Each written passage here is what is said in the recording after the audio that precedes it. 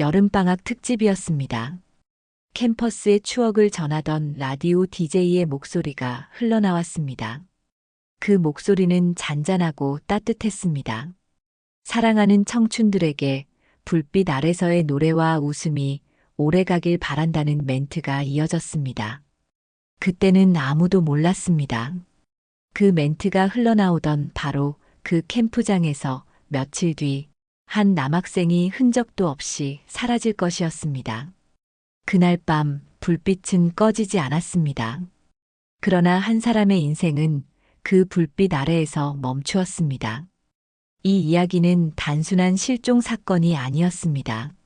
한 시대의 여름이었고 그 여름 속에서 사라진 청춘 한 사람의 기록이었습니다. 지금부터 리얼스토리 서랍과 함께 1985년 홍천 캠프장의 마지막 여름으로 들어갑니다. 1985년의 여름은 유난히 길었습니다. 서울 하늘은 뿌옇게 흐려져 있었고 버스 정류장에는 통기타를 맨 대학생들이 줄지어 서 있었습니다. 그들은 세상과 싸우고 사랑하고 꿈꾸던 세대였습니다. 그 시절의 MT는 단순한 여행이 아니었습니다.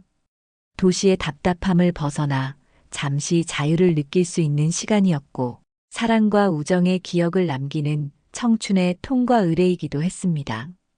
버스 안에는 기타와 카세트, 깡통 맥주와 일회용 카메라가 실려 있었습니다. 사진 동아리, 연극반, 농활팀까지 서로의 노래를 따라 부르며 어디로 가는지도 모르고 웃음을 터뜨리던 시절이었습니다. 그 여름 서울의 한 대학 사진 동아리 16명이 강원도 홍천으로 떠났습니다. 정태수도 그 중 한 명이었습니다. 그는 늘 조용한 사람이었습니다. 사람들 틈에서 말없이 웃었고 풍경을 찍을 때면 한참 동안 셔터를 누르지 않았습니다. 그에게 사진은 세상을 조금 더 천천히 이해하는 방법이었습니다. 서울의 공기는 후텁지근했습니다. 그들은 가벼운 설렘 속에서 출발했고 낡은 전세버스는 점점 도시의 경계를 벗어나고 있었습니다. 창밖으로 스치는 회색 빌딩들은 천천히 뒤로 밀려났습니다. 버스 안은 웃음소리와 노래로 가득했습니다. 정태수는 창가에 앉아 산등성이를 바라보았습니다. 창문 틈으로 들어온 바람이 머리카락을 흔들었고 그의 무릎 위에는 낡은 필름 카메라 한 대가 놓여 있었습니다. 렌즈 캡에는 손때가 묻어 있었고 셔터를 반쯤 누를 때마다 손끝으로 금속의 떨림이 전해졌습니다. 버스는 국도를 벗어나며 점점 좁은 시골길로 들어섰습니다. 창밖으로는 논과 밭, 그리고 낮게 흐르는 구름이 이어졌습니다. 바람은 따뜻했고 그 안에는 젖은 흙냄새가 섞여 있었습니다. 그날의 여정은 그렇게 시작되었습니다. 햇빛은 눈부셨고 어디서나 청춘의 웃음이 터져 나오고 있었습니다. 그러나 아무도 몰랐습니다. 그 여행이 누군가에게는 마지막이 될 것이라는 사실을. 1985년 7월 12일 금요일이었습니다. 서울은 이미 한여름의 열기로 가득 차 있었습니다. 교문 앞 느티나무 그늘 아래로 낡은 전세버스 한 대가 서 있었습니다. 노란색 페인트는 군데군데 벗겨져 있었고 앞 유리에는 홍천 MT 사진 동아리 여름 캠프라고 손글씨로 적힌 종이가 붙어 있었습니다. 햇살은 유난히 강했고 버스 엔진의 미세한 진동이 여름 공기를 흔들고 있었습니다. 학생들은 삼삼오오 모여 있었고 누군가는 기타를 들고 누군가는 목에 카메라를 걸고 부채질을 하고 있었습니다. 그들의 웃음소리는 점점 커져만 갔습니다. 정태수는 버스의 마지막 계단을 천천히 밟고 올랐습니다. 짙은 회색 셔츠에 흰 면바지를 입고 어깨에는 낡은 가방 하나를 걸고 있었습니다. 가방 안에는 중고 필름 카메라 2대, 흑백 필름 3통, 그리고 손때 묻은 노트 한 권이 들어 있었습니다. 태수는 말수가 적은 학생이었습니다. 많이 웃지도 않았고 소란스러운 분위기 속에서도 늘 한 걸음 떨어져 있었습니다. 하지만 사람들의 웃음소리 뒤편에서 그는 조용히 셔터를 눌렀습니다. 그의 사진 속에는 인물의 얼굴보다 그들을 감싸는 공기가 담겨 있었습니다. 버스가 출발하자 창밖으로 보이던 회색 도시는 점점 뒤로 밀려났습니다. 가로수 사이로 스치는 햇빛이 얼굴 위를 리듬처럼 흔들었고 차 안은 금세 노래로 가득 찼습니다. 학생들은 손뼉을 치며 노래를 불렀고 웃음소리는 도로 위를 달리는 버스 진동과 섞여 울려 퍼졌습니다. 정태수는 창가에 앉아 산등성이를 바라보았습니다. 창문 틈으로 들어온 바람이 머리카락을 흔들었고 무릎 위에는 카메라 한 대가 놓여 있었습니다. 렌즈캡에는 오래된 기름 자국이 남아 있었고 셔터를 반쯤 누를 때마다 손끝에서 금속의 부드러운 진동이 전해졌습니다. 버스가 국도를 벗어나자 창밖 풍경은 달라졌습니다. 도시의 회색빛이 사라지고 논과 밭, 그리고 낮게 흐르는 구름이 이어졌습니다. 공기는 점점 따뜻해졌고 그 안에는 흙냄새와 풀내음이 섞여 있었습니다. 오후 2시 무렵 버스는 좁은 비포장길로 들어섰습니다. 타이어가 자갈을 밟을 때마다 차체가 심하게 흔들렸고 창밖으로는 하얗게 빛나는 계곡이 보였습니다. 그 옆으로는 붉은 흙길과 낮은 언덕이 이어져 있었습니다. 버스가 멈추자 학생들은 짐을 내리기 시작했습니다. 누군가는 계곡 쪽으로 달려갔고 누군가는 텐트를 칠 자리를 두고 장난을 치고 있었습니다. 젖은 나뭇잎 냄새와 물소리가 공기를 채우고 있었습니다. 정태수는 다른 학생들보다 한 발 늦게 움직였습니다. 그는 계곡물 위로 반사되는 빛을 바라보았습니다. 햇살이 물 위에 부딪혀 반짝였고 그는 천천히 셔터를 눌렀습니다. 물 위에서 터지는 한 점의 빛이 필름 위에 남았습니다. 그의 사진 속에는 친구들이 물을 튀기며 웃는 장면이 담겨 있었습니다. 물방울이 허공에 흩어졌고 햇빛은 그 속에서 반사되었습니다. 프레임 한쪽 구석에는 그가 마음에 두고 있던 여학생의 웃는 얼굴이 잡혀 있었습니다. 그녀의 얼굴에는 물이 튀어 있었고 그 웃음에는 망설임이 없었습니다. 시간은 그렇게 흘러갔습니다. 오후가 저물 무렵 모닥불을 위한 장작이 하나둘 쌓였습니다. 학생들은 나무를 모으고 불쏘시개를 준비했습니다. 정태수는 불 옆에서 장작을 세우며 손바닥에 먼지를 털었습니다. 그날 밤에 하늘은 맑았습니다. 별이 떠오르기 시작했고 불빛은 서서히 타오르며 얼굴마다 다른 그림자를 만들었습니다. 누군가는 술을 마셨고 누군가는 기타를 연주했습니다. 불빛은 그들의 눈동자 속에서 반짝였습니다. 정태수는 모닥불 앞에서 그 모습을 바라보았습니다. 불빛 속에 있는 사람들의 얼굴과 그 불빛 밖의 어둠 속에 있는 자신을 비교했습니다. 그는 언제나 프레임의 바깥에 서 있는 사람이었습니다. 그날 밤 불길은 하늘로 피어올랐습니다. 붉은 불빛은 하늘의 별빛과 섞여 잿빛 연기를 만들었습니다. 공기는 따뜻했지만 어딘가 무거웠습니다. 그 시간의 바람은 이상할 정도로 잠잠했습니다. 불길은 흔들리지 않았고 정태수는 그 불빛을 오래 바라보고 있었습니다. 1985년 7월 13일 토요일 밤이었습니다. 캠프 둘째 날이었고 낮 동안 내리던 비는 잠시 그쳤다가 밤이 되자 다시 굵어지기 시작했습니다. 시간은 오후 9시 10분이었습니다. 캠프장 곳곳에서는 불빛이 흔들리고 있었습니다.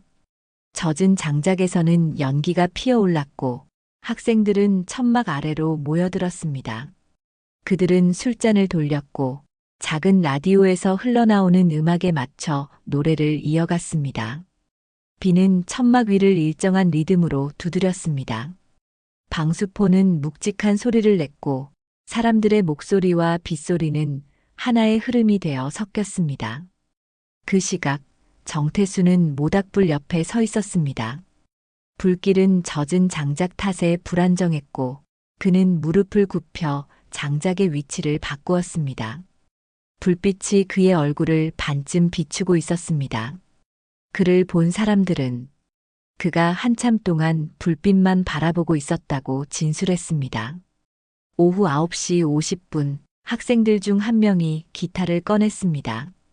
밤 공기는 눅눅했고 바람은 거의 없었습니다.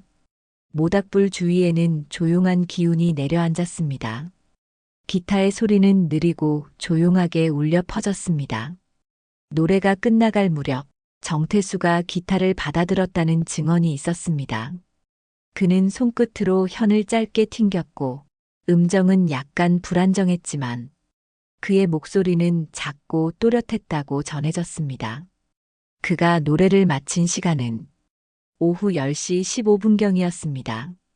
그는 천막 옆 의자에 앉아 한동안 불빛을 바라보며 말이 없었습니다. 다른 학생이 괜찮은지를 물었으나 그는 고개를 천천히 끄덕였을 뿐이었다고 합니다. 오후 10시 30분 정태수가 자리에서 일어섰습니다. 그는 주변 사람들에게 잠시 다녀오겠다는 듯 몸을 돌렸습니다. 그것이 마지막으로 확인된 그의 모습이었습니다. 그는 아무것도 들고 가지 않았습니다. 우비도 손전등도 신발도 없었습니다. 천막 입구에 신발이 가지런히 놓여 있었고 그는 맨발로 어둠 속으로 걸어갔습니다. 그 이후의 시간 기록은 불분명했습니다. 오후 10시 47분 캠프장 반대편 천막에 있던 한 학생이 계곡 쪽에서 손전등 불빛이 잠시 깜빡이는 것을 보았다고 진술했습니다. 그 불빛은 약 10초간 보였다가 사라졌습니다. 다른 사람들은 그 빛을 보지 못했습니다. 비는 점점 세졌습니다. 계곡의 수위는 빠르게 올라갔고 바닥은 진흙탕으로 변했습니다. 누군가는 그가 미끄러져 다쳤을 수도 있다고 생각했습니다. 밤 11시 30분이 지나자 학생들은 그가 돌아오지 않는 것을 이상하게 여겼습니다. 일부는 술이 깰 시간을 갖고 있을 것이라 말했고 일부는 혼자 있고 싶었을 것이라 추측했습니다. 그러나 시간이 자정을 넘기자 분위기는 달라졌습니다. 천막마다 불이 켜졌고 손전등 불빛이 사방으로 움직이기 시작했습니다.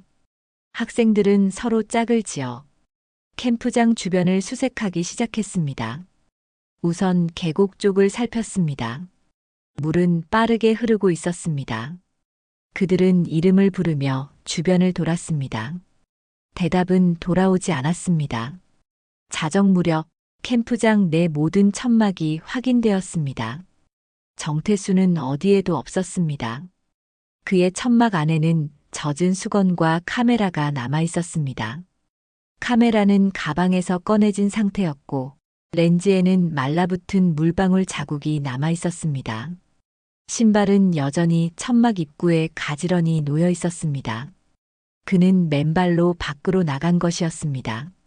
학생들은 두 조로 나뉘어 수색을 이어갔습니다. 한 조는 계곡 하류로, 다른 조는 산 입구 방향으로 향했습니다. 랜턴 불빛이 나무 사이를 비추며 움직였지만 빗속에서 발자국은 이미 사라진 상태였습니다. 새벽 1시 40분, 비는 더욱 거세졌습니다. 학생 몇 명이 캠프장 관리소로 달려갔습니다. 관리인은 산길이 위험하다고 말하며 아침이 밝을 때까지 기다릴 것을 권했습니다. 그 시각까지 정태수는 돌아오지 않았습니다. 마지막으로 그가 목격된 시점부터 이미 3시간이 넘게 흘러 있었습니다. 새벽 3시가 넘어가자 몇몇 학생은 피곤에 지쳐 잠이 들었지만 몇 명은 여전히 모닥불 앞을 지키고 있었습니다. 불은 거의 꺼져 있었고 젖은 나무에서는 연기만 피어올랐습니다. 그들은 불빛이 완전히 꺼지면 그가 다시 돌아오지 않을 것 같다는 불안함을 느꼈다고 했습니다. 아침 6시가 되었습니다. 비는 멈췄고 캠프장은 정막에 잠겨 있었습니다. 이른 햇빛이 천막 위로 내려앉았고 젖은 흙냄새가 공기를 가득 채우고 있었습니다. 정태수의 천막 자리에는 여전히 카메라와 수건, 그리고 신발이 그대로 놓여 있었습니다. 모닥불 자리는 식어 있었고 그를 부르는 목소리만 숲속으로 흩어졌습니다. 오전 8시 학생들은 학교로 연락을 취했습니다. 그리고 경찰에 실종 신고가 접수되었습니다. 기록상 정태수의 마지막 확인 시각은 1985년 7월 13일 오후 10시 30분이었습니다. 목격된 불빛은 단 한 번 10시 47분 계곡 쪽에서 깜빡이던 불빛이었습니다. 그날 밤 불빛은 사라졌고 그와 함께 한 사람의 흔적도 사라졌습니다. 1985년 7월 14일 새벽 2시 30분이었습니다. 캠프장 관리인은 낡은 숙소의 창문 너머로 희미한 불빛이 움직이는 것을 보았다고 말했습니다. 그 불빛은 캠프장에서 약 200m 떨어진 산자락 방향에서 깜빡이고 있었습니다. 관리인은 처음에 학생들이 장난을 치는 줄 알았다고 했습니다. 그러나 잠시 후 불빛은 일정한 간격으로 3번 흔들리더니 곧 완전히 사라졌다고 진술했습니다. 그 지역은 야간에 사람이 거의 다니지 않는 구역이었습니다. 좁은 산길은 나무 뿌리가 드러나 있고 비가 내리면 쉽게 미끄러지는 위험한 지형이었습니다. 캠프장 측에서는 야간 출입을 제한하던 구간이기도 했습니다. 관리인은 그 시각을 자신의 수첩에 적어두었습니다. 새벽 2시 30분 산쪽 불빛, 위치 불명. 이 기록은 훗날 경찰 조사에서도 중요한 단서가 되었습니다. 그날 새벽은 흐렸습니다. 비는 잦아들었지만 안개가 짙게 깔려 있었습니다. 기온은 영상 19도, 습도는 98%였고 시야는 20m 남짓에 불과했습니다. 아침 6시 동아리 학생들이 다시 모였습니다. 정태수가 사라진 지 8시간이 지나 있었습니다. 학생 14명은 두 조로 나뉘어 수색을 시작했습니다. 한 조는 계곡 하류를 따라 내려갔고 다른 한 조는 산 입구 방향으로 향했습니다. 그들은 이름을 불렀습니다. 정태수의 이름이 산허리를 타고 울려 퍼졌습니다. 그러나 대답은 들리지 않았습니다. 누군가는 메아리가 들리지 않았다고 말했습니다. 안개가 소리를 삼키고 있었기 때문이었습니다. 계곡 쪽 수색조는 약 1km 구간을 탐색했습니다. 그들은 물가 주변에서 흔적을 찾으려 했지만 남아있는 것은 전날 학생들이 버린 종이컵과 봉투뿐이었습니다. 그 외에는 어떤 단서도 발견되지 않았습니다. 오전 9시경 학생들은 캠프장 관리소로 돌아와 다시 신고를 요청했습니다. 관리인은 오전 9시 40분 홍천지서에 실종 신고를 접수했습니다. 경찰이 현장에 도착한 시각은 오전 11시 20분이었습니다. 경찰은 우선 인원 파악을 실시했습니다. 캠프 참가자는 총 16명, 남학생 9명, 여학생 7명이었습니다. 그중 1명, 정태수가 실종된 상태였습니다. 경찰은 캠프장 주변 300m 이내를 1차 수색했습니다. 천막구역, 취사장, 공동화장실, 계곡 입구를 2차례 확인했지만 아무것도 발견되지 않았습니다. 그의 카메라, 수건, 신발은 여전히 텐트 안에 있었습니다. 가방은 열려 있었고 그 안에는 사용하지 않은 필름 2통이 그대로 남아 있었습니다. 경찰은 학생들의 진술을 순서대로 기록했습니다. 첫 번째 학생은 정태수가 밤 10시 30분쯤 잠시 다녀오겠다고 했다고 진술했습니다. 술은 거의 마시지 않았다고 덧붙였습니다. 두 번째 학생은 정태수가 기타를 치던 모습이 마지막이었다고 했습니다. 노래가 끝난 후 한참 동안 모닥불만 바라보고 있었다고 기억했습니다. 진술은 서로 달랐습니다. 그러나 공통점이 하나 있었습니다. 누구도 정태수가 어디로, 왜 갔는지를 알지 못했다는 점이었습니다. 오후 1시 경찰은 계곡 하류를 중심으로 첫 공식 수색을 시작했습니다. 경찰 5명과 소방대원 3명이 투입되었습니다. 계곡 주변 500m 구간을 수색했지만 물살이 빠르고 바닥이 미끄러워 탐색은 어려웠습니다.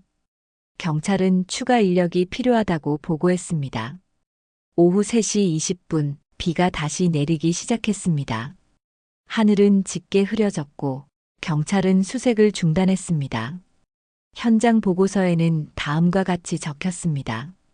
시야 확보 불가, 산사태 위험 있음. 인명피해 방지를 위해 수색 임시 중단. 오후 4시 50분 정태수의 부모가 서울에서 도착했습니다. 그들은 홍천터미널에서 택시를 타고 곧바로 캠프장으로 왔습니다. 아버지는 경찰에게 아이의 흔적이 하나도 없느냐고 물었습니다. 경찰은 고개를 저었습니다. 어머니는 천막 안으로 들어가 신발과 카메라를 바라보았습니다. 그녀는 한참을 말없이 서 있었습니다. 그날 저녁 6시, 경찰은 공식적으로 산악사고 가능성을 발표했습니다. 언론에는 단신 기사가 실렸습니다. 홍천 캠프장 대학생 실종 비로 인한 수색 지연. 밤이 되자 비는 다시 내리기 시작했습니다. 캠프장 입구의 지늘길에는 경찰과 학생들의 발자국이 뒤섞여 있었습니다. 모닥불은 이미 꺼져 있었고 현장에는 젖은 나무 냄새와 순내만 남아 있었습니다. 새벽의 수색은 그렇게 끝이 났습니다. 남은 것은 기록 몇 줄과 불빛이 3번 흔들렸다는 관리인의 짧은 메모뿐이었습니다. 1985년 7월 15일자 지역신문에 작은 기사 한 줄이 실렸습니다. 홍천 캠프장 대학생 실종 수색 이틀째, 단서 없어. 그 문장이 전부였습니다. 기사에는 이름도 정확한 위치도 나오지 않았습니다. 단지 홍천 인근 야영장이라는 문구만 남아 있었습니다. 그것이 정태수에 대한 마지막 공식 기록이었습니다. 사건은 곧 잊혀졌습니다. 언론의 관심은 집중호우 피해와 다른 사건으로 옮겨갔습니다. 학교 측은 동아리 활동 중 발생한 불의의 사고로 정리했습니다. 실종 신고는 유지되었지만 그에 대한 추가 수사는 이루어지지 않았습니다. 경찰 기록에 남은 마지막 문장은 짧았습니다. 피실종자 정태수, 현재까지 생사 미확인. 목격자 없음. 단서 없음. 사건 종결 보류. 그날 이후 30년이 흘렀습니다. 2015년 여름 서울 종로구의 한 카페에서 당시 동아리 멤버였던 3명이 다시 만났습니다. 그들은 모두 50대가 되어 있었습니다. 머리는 희끗했고 각자의 삶은 달라져 있었지만 그 여름의 이야기는 아직 끝나지 않았습니다. 그 모임의 시작은 우연한 전화 한 통이었습니다. 사진을 정리하다 이상한 것을 발견했다는 내용이었습니다. 그 말 한마디로 3사람은 30년 만에 한자리에 모였습니다. 테이블 위에는 낡은 카메라 한 대가 올려져 있었습니다. 검은 금속 바디에는 스크래치가 여러 개 남아 있었고 뒷면에는 희미하게 이름이 새겨져 있었습니다. 그것은 정태수가 사용하던 카메라였습니다. 당시 수색 과정에서 경찰은 그의 카메라 한 대를 천막 안에서 발견했지만 그가 예비용으로 사용하던 다른 카메라 한 대는 찾지 못했습니다. 누군가가 그것을 보관하고 있었던 것이었습니다. 카메라 안에는 현상되지 않은 필름 한 롤이 남아 있었습니다. 필름은 단단히 감겨 있었고 가장자리는 약간 눌려 있었습니다. 표면에는 희미하게 85년 7월 13일이라는 날짜가 볼펜으로 적혀 있었습니다. 그들은 즉시 필름 전문 현상소를 찾았습니다. 현상사는 오래된 필름을 조심스럽게 꺼내 빛에 비춰보았습니다. 30년이 지난 필름은 부분적으로 손상되어 있었지만 몇 장은 형태를 유지하고 있었습니다.